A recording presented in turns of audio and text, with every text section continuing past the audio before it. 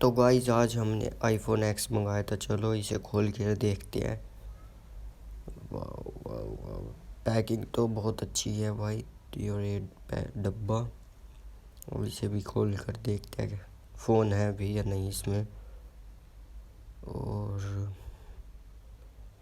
अब देखेंगे है या नहीं। ओ, एक्स फ़ोन तो है भाई, बहुत अच्छा फ़ोन है।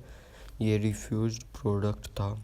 और आईफोन एक्स एक नंबर क्वालिटी में है भाई फ़ोन तो। और क्या, ये एडोप्टर है इसके साथ, और डाटा केबल, ये एडोप्टर है। अब ये डाटा केबल है इसकी तो।